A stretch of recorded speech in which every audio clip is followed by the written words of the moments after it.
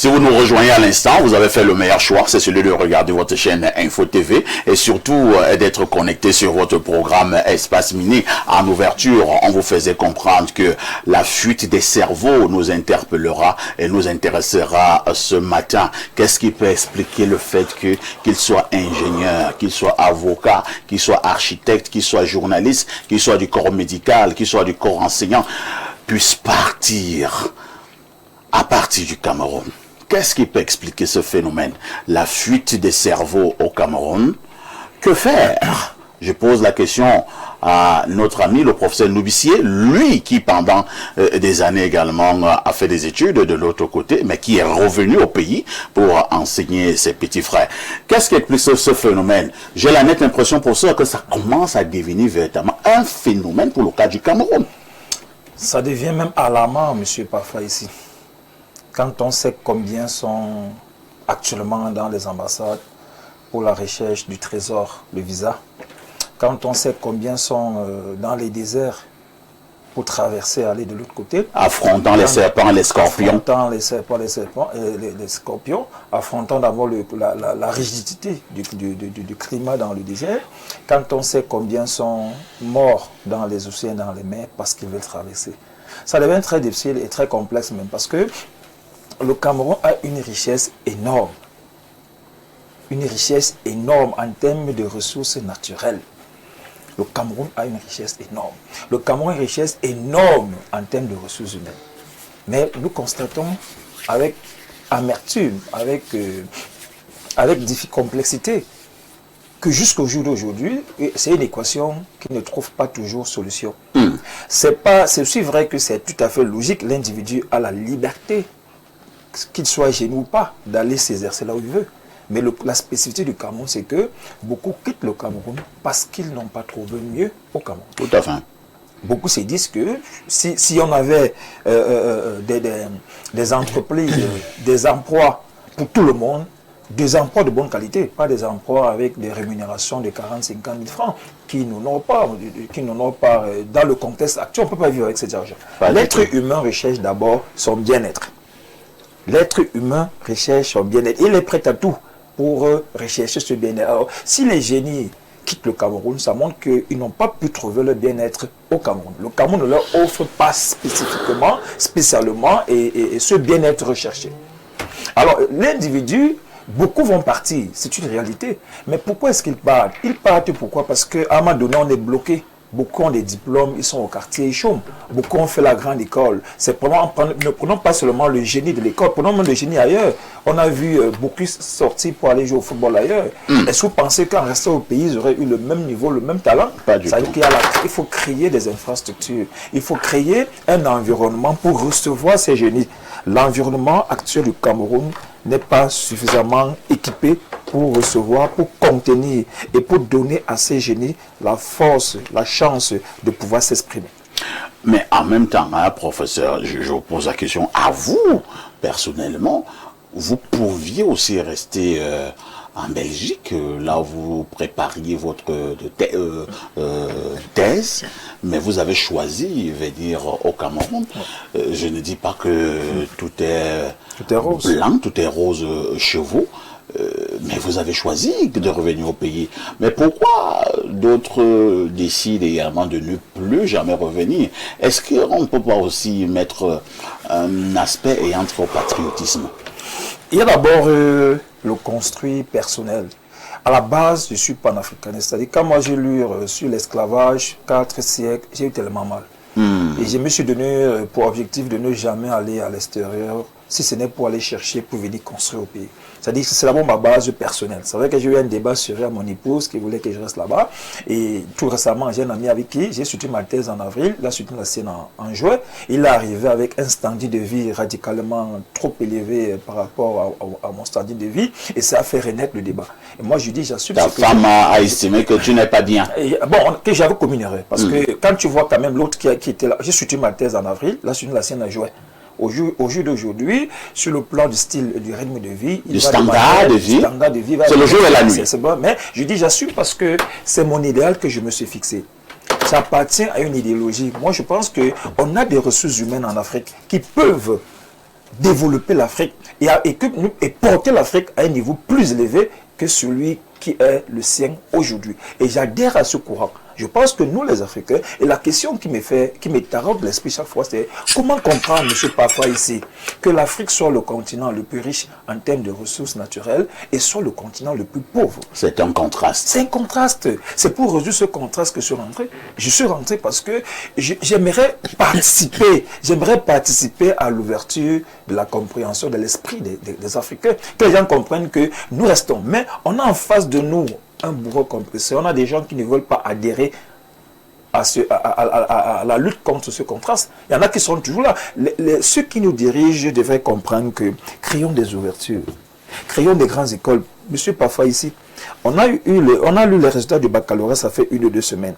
Quel est le plan du gouvernement actuel pour que ces génies, les meilleurs bacheliers du Cameroun restent au Cameroun? Qu'est-ce que le gouvernement a mis en place pour retenir ces meilleurs?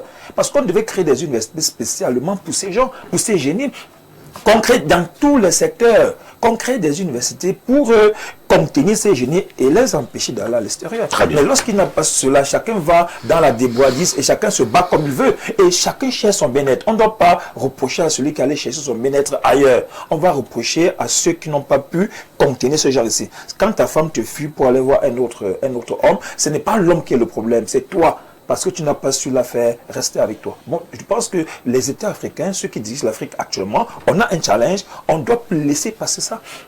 On ne doit plus laisser entendre que nous ayons des richesses et qu'on a suite. Moi, je prends ça comme une forme d'esclavage, c'est-à-dire que ça, c'est une forme d'esclavage moderne. Tout à fait. Regarde ce qui se passe au Canada aujourd'hui.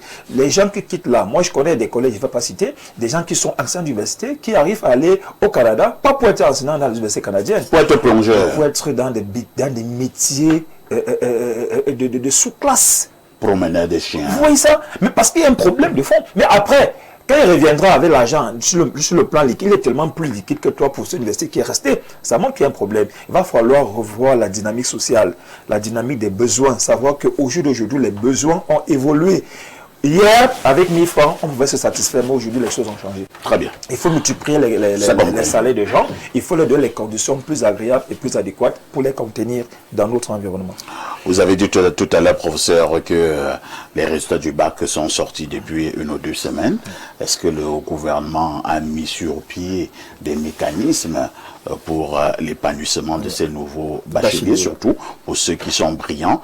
Moi, il y a une quinzaine d'années, je donnais déjà une proposition au gouvernement et notamment au président de la République que chaque année, qu'on prenne les meilleurs au bac, les meilleurs au probatoire, les meilleurs au BPC, les meilleurs au CEP, on les reçoit au palais. Au moins là, au moins pourquoi pas. On les reçoit au palais. Est-ce que vous estimez, vous voyez un peu ce plaisir, cet honneur, cette motivation d'être reçu par le chef de l'État parce qu'on était meilleur à un examen?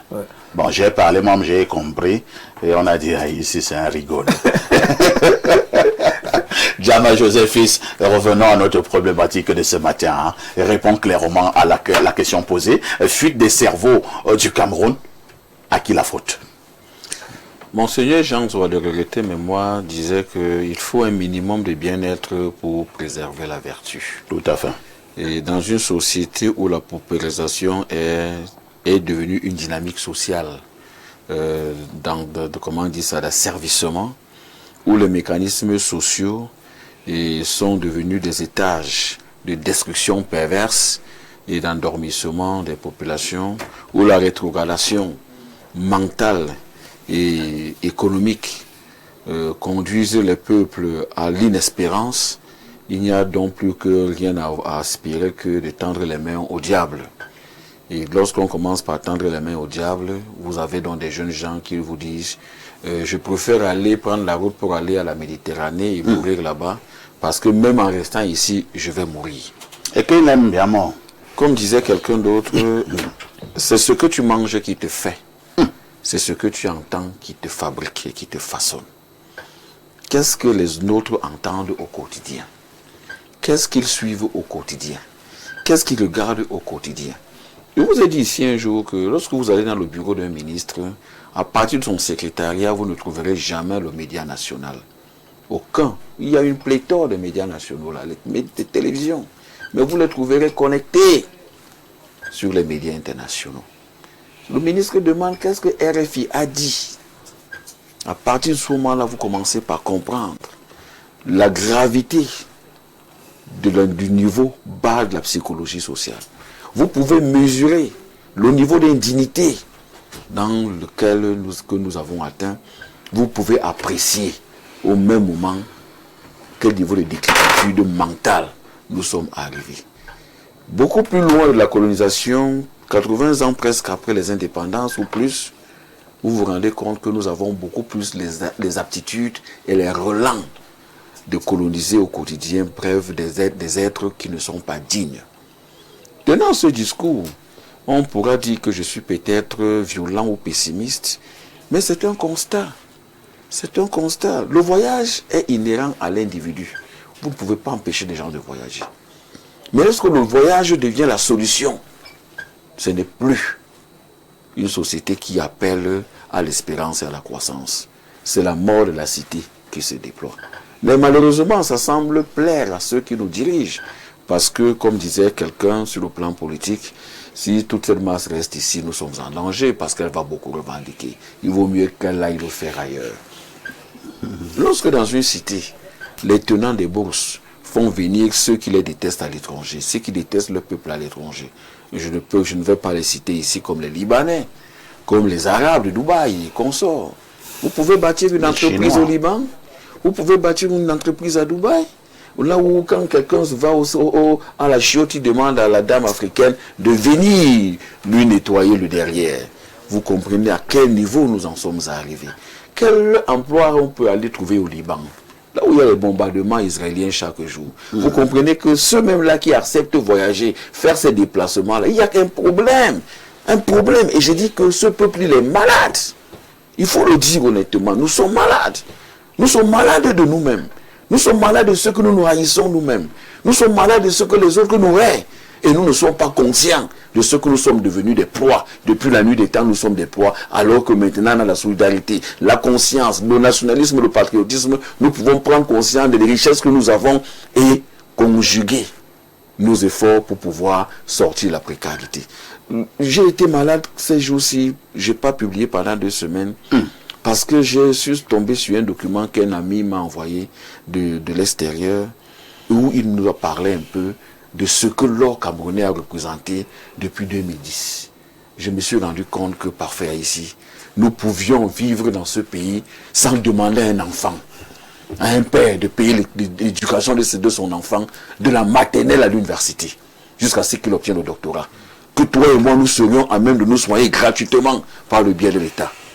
Que nous serions à même de construire des hôpitaux de référence à Messamena, à Somolopo, partout à Djoum. Et ça, c'était important. Et que nous soyons là, en train de mourir de paludisme, ça m'a donné la chair de poule. Je me suis rendu compte que j'ai compris pourquoi certains États comme ceux de l'AES, ayant pris conscience du niveau qu'ils avaient atteint, ont posé les actes qu'ils ont posés. Mais ce n'est pas ça que je vais appeler pour mon pays. J'appelle une révolution mentale.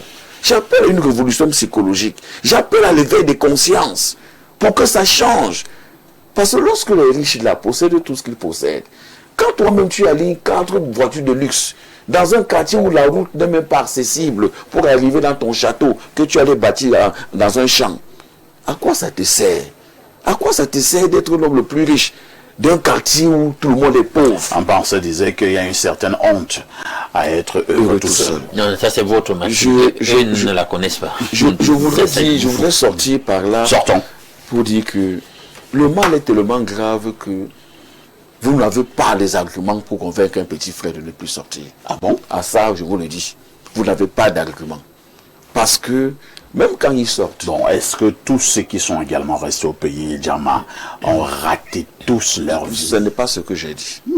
Pourquoi je n'arrive donc pas à convaincre un petit frère à ne pas partir? Pourquoi moi, je suis resté? Voilà. Je vous ai dit que c'est... Est-ce que vous êtes vraiment le dernier de la société? J'ai dit tout à l'heure que nous sommes faits de ce que nous mangeons, de ce que nous entendons, de ce que nous comprenons, de ce que nous voyons. Qu'est-ce que nos petits frères voient? L'éducation n'est pas seulement l'affaire de papa et maman à la maison. Qui éduque aujourd'hui nos enfants? Les télévisions, Voilà. les réseaux sociaux. Voilà, le dehors, l'extérieur. Le mode de vie aujourd'hui est tel que tu as le temps pour être avec tes enfants pendant 3 heures de la journée, voire 2 heures de temps. C'est vrai. Le matin, tu n'as pas le temps. Les faire baigner et sortir, le fait qu'ils partent. Et maintenant, le soir, si papa rentre tôt, il a entre 19h et 21h pour être avec ses enfants. Quelle éducation tu peux transmettre à tes enfants? Voilà la réalité sociale.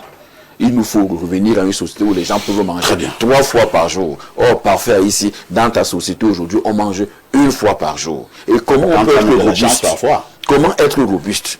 Comment être en bonne santé? Comment être dynamique? C'est compliqué.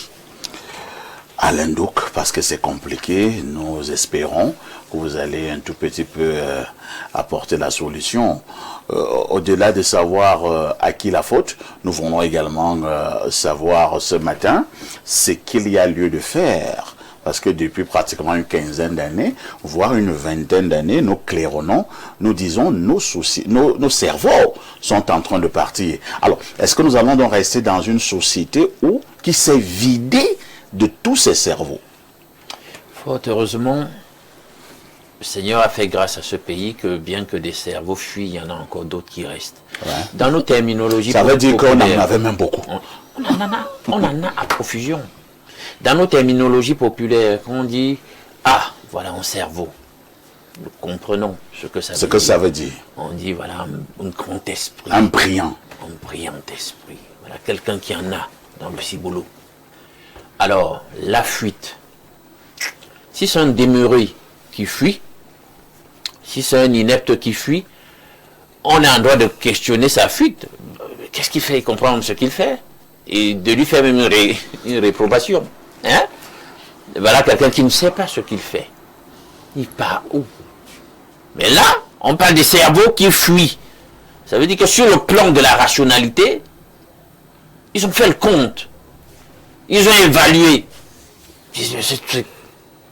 Ça vaut la peine que je reste ici.